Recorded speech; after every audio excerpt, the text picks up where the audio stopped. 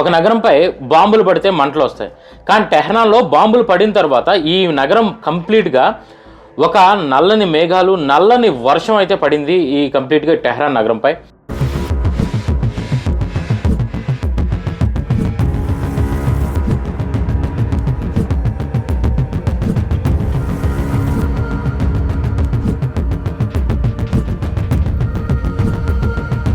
అసలు ఎందుకు పడింది, దీని వెనకాతలు ఉన్నటువంటి వార్ స్టోరీ ఏంటి, ఇవన్నీ కూడా ఈ వీడియోలో అయితే తెలుసుకుందాం. అమెరికా వరకు వెళ్ళగలిగే ఆయుధాలు ఇరాన్ దగ్గర అయితే లేవు, కానీ వాళ్ళ దగ్గర ఉన్నటువంటి దగ్గరలో ఉన్న దేశాలను అటాక్ చేయగల క్యాపబిలిటీ ఇరాన్కి అయితే ఉంది.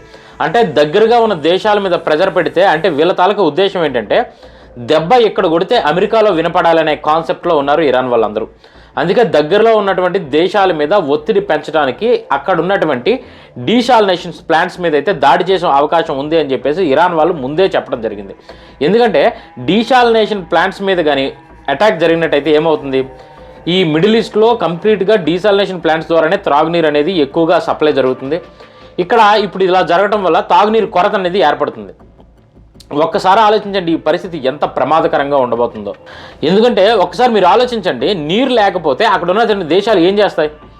మనిషి ఏ సమస్యనైనా సరే కొంతకాలం అయితే తట్టుకోగలడు, కానీ నీరు లేకపోతే మాత్రం అసలు తట్టుకోలేని పరిస్థితి అనమాట. అందుకే ఇక్కడ అసలు గేమ్ ఇరాన్ మొదలుపెట్టింది.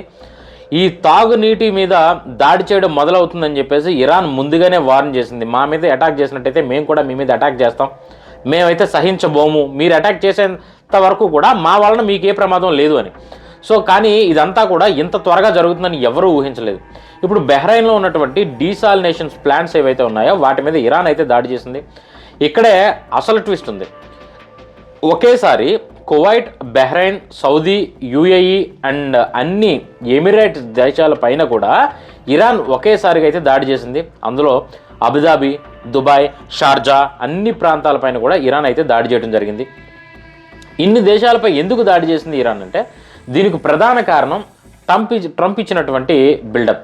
సింపుల్గా చెప్పాలంటే ట్రంప్ ఏమన్నాడంటే చుట్టుపక్కల దేశాలన్నీ కూడా నాకు థ్యాంక్స్ చెప్తున్నాయి, నేను ఇరాన్ కంప్లీట్గా నేలమట్టం చేసేసాను, నేను ఆపేశాను, దాన్ని డిస్ట్రాయ్ చేశాను అని. ఇదే మాట ఇరాన్కు కంప్లీట్గా కోపం అయితే తెప్పించిన పరిస్థితి ఈరోజు మనకి ఈ వార్లో కనబడుతుంది. ఈ మాటలకు రియాక్షన్గానే ఇరాన్ మేము ఎప్పుడైనా లొంగిపోయామని చెప్పేసి అన్నామా, లేదంటే మేము ఆగిపోయామని మేము ఎప్పుడైనా అన్నామా అని వాళ్ళ తాలూకా క్యాపబిలిటీ చూపించుకోవడం కోసం ఈ దాడులు అయితే చేస్తుంది. ఇంకొక విషయం కూడా ఉంది, ఎందుకంటే ఇది యుద్ధం మాత్రమే కాదు, ఇది ఒక ఈగో ఫైట్ కూడా. అంతర్జాతీయ జియో పాలిటిక్స్లో ఎవరు బలమైన దేశం అని నిరూపించుకోవటానికి కూడా, దాన్ని ఎక్స్ప్రెస్ చేయడానికి కూడా యుద్ధం జరుగుతుంది అని చెప్పేసి. ఇక్కడ మరొక పెద్ద విషయం ఏంటంటే ఇప్పటి వరకు మిడిల్ ఈస్ట్లో ఉన్నటువంటి అన్ని దేశాల్లోనూ శక్తివంతమైన దేశం ఇరాన్. ట్రంప్ వచ్చి నేను ఇరాన్ను బ్రేక్ చేశానని చెప్తే ఇరాన్ మాత్రం ఎందుకు ఊరుకుంటుంది? లేదు, మేము ఇంకా ఉన్నామని ప్రపంచానికి చూపించడానికి ఈ దాడి కూడా చేసి ఉండొచ్చు ఈ డీసాలినేషన్ ప్లాంట్ పైన, ఇప్పుడైతే మిడిల్ ఈస్ట్లో ఉన్నటువంటి ప్లాంట్స్ పైన. కానీ ఎక్కువగా చూసినట్టయితే ఈ పరిస్థితికి ట్రంప్ అన్నటువంటి మాటలే కారణంగా చెప్పొచ్చు. సో నేను కూడా అదే అనుకుంటున్నాను. చాలామంది గ్లోబల్ ఎక్స్పర్ట్స్ కూడా ఈరోజు ఇదే పరిస్థితిని ఎక్స్ప్రెస్ చేస్తున్నారు. ట్రంప్ తాలూకా ఈగోనే ఈరోజు ఈ వార్ని ఇంతవరకు తీసుకొచ్చింది అనే ఒక పరిస్థితి అయితే మనకి ఈరోజు ఇరాన్ తాలూకా యుద్ధంలో అయితే మనం చూస్తూ ఉన్నాం. ఇక్కడ నేను చెప్పబోయేది ఏంటంటే ఇంకా ఒక షాకింగ్ విషయం, ఇంకొక విషయం చాలా దారుణంగా జరిగింది. అమెరికా చేసినటువంటి దాడిలో సుమారుగా 170 మంది ఒక స్కూల్లో పిల్లలు, అమాయక ఆడపిల్లలు అయితే చనిపోవడం జరిగిందనమాట. ఇది అమెరికా చేసినటువంటి దాడి అని చెప్పి ఇంటర్నేషనల్లో ఉన్నటువంటి ప్రతి మీడియా ఏజెన్సీ కూడా ఈరోజు చెప్పే పరిస్థితి. కానీ అమెరికా మాత్రం దీన్ని ఈరోజు వరకు కూడా అధికారికంగా ఒప్పుకోలేదు. అయితే ఇక్కడ ఒక విచిత్రమైన సంఘటన ఏంటి అంటే ఒక జర్నలిస్టు ట్రంప్ని నేరుగా అడగటం జరిగింది, మీరు ఒక ప్రైమరీ స్కూల్ పైన దాడి చేశారు కదా, దానిపైన 170 మంది అమాయక చిన్నపిల్లలు, ఆడపిల్లలు చనిపోయారు, ఇది మీకు న్యాయమా అని చెప్పేసి ఒక జర్నలిస్ట్ అడిగిన క్వశ్చన్కు ట్రంప్ ఏమన్నాడో తెలుసా? ఈ దాడి మేము చేయలేదు, ఈ దాడితో మాకు ఎటువంటి సంబంధం కూడా లేదు, అసలు మాకు ఎటువంటి సంబంధం లేదు ఈ దాడితో అని చాలా క్లియర్గా చెప్పడం జరిగింది. తర్వాత అదే ప్రెస్ కాన్ఫరెన్స్ తర్వాత అదే జర్నలిస్టు అక్కడ ఉన్నటువంటి వైట్ హౌస్కు సంబంధించినటువంటి ఒక అఫీషియల్తో మాట్లాడుతూ ఈ దాడి గురించి ఏంటి మీ అభిప్రాయం అని చెప్పేసి అంటే మీరే చేశారు కదా అని అడిగిన దానికి ప్రతిగా ఆయన చెప్పాడు మేము చేయలేదని చెప్పలా, ఆయన దీన్ని ఇంకా మేము ఇన్వెస్టిగేషన్ చేస్తున్నాం, దీని గురించి తర్వాత మాట్లాడుతామని. చేయలేదు అంటే చేయలేదు అని డైరెక్ట్గా చెప్పొచ్చు. కానీ ఇక్కడ ఏంటంటే ఇన్వెస్టిగేషన్ చేస్తున్నాం అని చెప్పాడు అంటే దాడి వాళ్ళు చేశారు అని చెప్పేసి చెప్పకనే చెప్పారు అని చెప్పేసి ఒక అర్థం, మనం దాన్ని అర్థం చేసుకోవచ్చు అనమాట. అంటే వాళ్ళకి తెలుసు ఇది వాళ్ళు చేసిన పనే అని చెప్పి.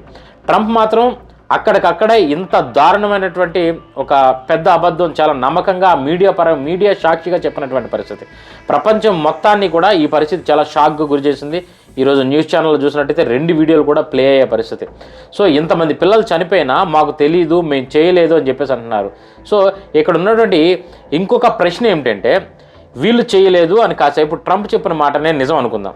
వీళ్ళు చేయకపోతే ఎవరు చేస్తారు?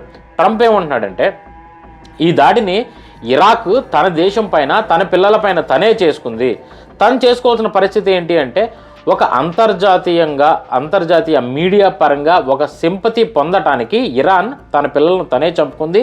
వాళ్ళ స్కూల్ పైన వాళ్ళే బాంబ్స్ వేసుకొని ఈరోజు ఆ చిన్నపిల్లల మరణాలకి ఇరానే కారణమైందని చెప్పేసి ట్రంప్ అయితే చెప్తున్నాడు అనమాట. సో ఈ సమయంలో ఇంకొక పెద్ద సమస్య మొదలైంది ఏంటి అంటే, మిడిల్ ఈస్ట్లో సుమారుగా 1 కోటి మంది పైగా భారతీయులు ఉన్నారు. మీరు మిడిల్ ఈస్ట్లో చూసుకున్నట్టయితే అన్ని కంట్రీస్లో మా వర్కర్స్ దగ్గర నుంచి మొదలు పెడితే డ్రైవర్ల వరకు కూడా, ఇంజనీర్స్ వరకు కూడా ఉద్యోగాల నిమిత్తం 1 కోటి మందికి పైగా మిడిల్ ఈస్ట్లో మన వాళ్ళు ఉన్నారు అంటే మీరు అర్థం చేసుకోవచ్చు దాని తాలూకా ఎఫెక్ట్ ఇండియా పైన ఎంత ఉంది అనేది. అందుకే ఈ వార్ వల్ల ఎక్కువగా ప్రభావితమైనటువంటి దేశాల్లో ఎక్కువగా, అంటే అక్కడ వార్ జరుగుతున్న దేశాలు కాకుండా అవుట్ ఆఫ్ కంట్రీస్లో ఎక్కువగా ప్రభావితమయ్యే దేశం మొదటగా ఇండియానే. ఎందుకంటే చాలా సంవత్సరాలుగా భారతీయులు ఇరాన్ మరియు మిడిల్ ఈస్ట్ దేశాలకు ఉద్యోగాల కోసం అయితే వెళ్తున్నారు. అది ఇప్పటి నుంచి కాదు, గత కొన్ని సంవత్సరాలుగా జరుగుతున్నది. ఇరాన్లో చాలామంది భారతీయ స్టూడెంట్స్ కూడా ఉన్నారు. ఇప్పుడు వాళ్ళు ఈ యుద్ధం మధ్యలో చిక్కుకోని పరిస్థితి. కువైట్, బహ్రెయిన్, సౌదీ, యుఏఈ వంటి దేశాల్లో ఇరాన్తో కొంతకాలంగా అయితే సమస్యల్లో అయితే ఈ మిడిల్ ఈస్ట్ దేశాలు ఉన్నాయి. దానికి ప్రతిగానే ఈరోజు అమెరికాకి కొంతవరకు సపోర్ట్ చేసే పరిస్థితి మనకు కనబడుతుంది. అందువల్ల ఇరాన్ ఇదే అదునుగా దాని తాలూకా ప్రతీకార దాడులను కూడా చేస్తుంది. నేను దీని ముందు వీడియోలో నేను చేశాను ఆల్రెడీ. దుబాయ్ ఇంటర్నేషనల్ ఎయిర్పోర్ట్ దాడి గురించి చూడలేనట్టయితే దయచేసి మీకు ఈ పైన అయితే ఇస్తాను, ఒక వీడియో చూసే ప్రయత్నం చేయండి. సో ఈ మధ్యలో ఎటువంటి సంబంధం లేకుండా వెళ్ళినటువంటి మన భారతీయులు యుద్ధంలో ఇరుక్కుపోయిన పరిస్థితి. అసలు బాధాకరమైన విషయం ఏంటంటే ఇప్పుడు మన వరకు ఉన్నటువంటి సమాచారం ప్రకారం ఒక వారం రోజుల్లోనే సుమారుగా 52,000 మందికి పైగా మిడిల్ ఈస్ట్ కంట్రీస్ నుంచి మన భారతీయులు అన్నీ వదులుకొని తిరిగి ఇండియాకు వచ్చిన పరిస్థితి. ఇక్కడతో కథ ముగిసిపోయిందా అంటే లేదు. ఇంకొక షాకింగ్ డేటా కూడా ఉంది. ఈ యుద్ధం ప్రారంభమయ్యి సుమారుగా ఈ రోజుకి 9 రోజులు అయితే అయింది. ఈ 9 రోజుల్లో సుమారుగా 10,000 బిల్డింగ్స్ పైగా, అపార్ట్మెంట్స్ అన్నీ కూడా 10,000 అపార్ట్మెంట్కి పైగా ఈరోజు కంప్లీట్గా నేలమట్టమయ్యి ఒక పెద్ద డంప్ యార్డ్ని తలపించే పరిస్థితిలో ఈరోజు ఇరాన్ ఉంది. ఇప్పుడు యాక్చువల్గా ఒక బిల్డింగ్ నిర్మించడానికి, కన్స్ట్రక్ట్ చేయడానికి ఎంతకాలం పడుతుంది? 1 సంవత్సరం లేదా 2 సంవత్సరాలు, 3 సంవత్సరాలు, చిన్న ఇల్లులు అయితే. అలాంటి పెద్ద పెద్ద ఆకాశ హార్యాలు అవన్నీ కూడా అంత స్కై స్కాపర్స్ నిర్మించాలి అంటే ఎంతకాలం పడుతుంది? అటువంటివి 10,000 బిల్డింగ్స్కి పైగా ఈరోజు నేలమట్టమైన పరిస్థితి. ఇంతమంది వేలాది కష్టంతో నిర్మించినవి, వేలాది ఆస్తులు, వేలాది మంది జీవితాలు, అన్ని ఇల్లులు, అన్ని అపార్ట్మెంట్లో హౌసెస్ ఈరోజు ఇల్లు కూడా లేని పరిస్థితుల్లో హోమ్లెస్ పీపుల్గా ఈరోజు రోడ్డు మీద ఉన్నటువంటి పరిస్థితి అక్కడ చాలామంది ప్రజల్లో మనం చూస్తూ ఉన్నాం న్యూస్ ఛానల్స్లో. అమెరికా మరియు ఇజ్రాయెల్లో చేసినటువంటి దాడుల్లో కేవలం 9 రోజుల్లోనే 10,000 భవనాలకు పైగా కూలిపోయిన పరిస్థితి. ఇక్కడ ఒక సమస్య ఏంటి అంటే, అసలు ప్రశ్న ఇక్కడే వస్తుంది. ఏ సమస్యకైనా సరే యుద్ధం పరిష్కారమా? కాదు. ఈ యుద్ధంలో అమెరికన్స్ చనిపోయారు, ఇరానియన్స్ చనిపోయారు, ఇజ్రాయలియన్స్ చనిపోయారు, అక్కడ దీనికి సంబంధం లేని కొన్ని కంట్రీస్ వాళ్ళు కూడా చనిపోయారు, మిడిల్ ఈస్ట్ దేశాల్లో కొంతమంది చనిపోయారు. ఈ లెక్కలు కూడా నేను 3 రోజుల కిందట ఒక వీడియోలో మీకు చెప్పడం జరిగింది, ఏ కంట్రీలో ఎంతమంది చనిపోయారు అనే విషయం. ఇలా ప్రపంచంలో ఎన్నో దేశాల అమాయక ప్రజలు, యుద్ధానికి సంబంధం లేని వాళ్ళు కూడా ఈరోజు ప్రాణాలు వదిలేసిన పరిస్థితి. ఇక్కడ కొంతమంది నాయకుల తాలూకా ఈగోని సాటిస్ఫై చేయడానికి యుద్ధం జరుగుతుందా? 3 లేదా 4 ప్రెసిడెంట్స్, ప్రైమ్ మినిస్టర్ల ఈగోల కోసం సాధారణ ప్రజలు చనిపోవాలా? అదైతే జరగకూడదు. మీరు ఆలోచించండి. ఎందుకంటే ప్రాణం ఒకసారి పోతే వెనక్కి వచ్చేది కాదు. ఈ ప్రైమ్ మినిస్టర్స్ వీళ్ళ ఈగో కోసం అమాయక ప్రజల ప్రాణాలు చాలా వరకు బలైపోతున్నాయి.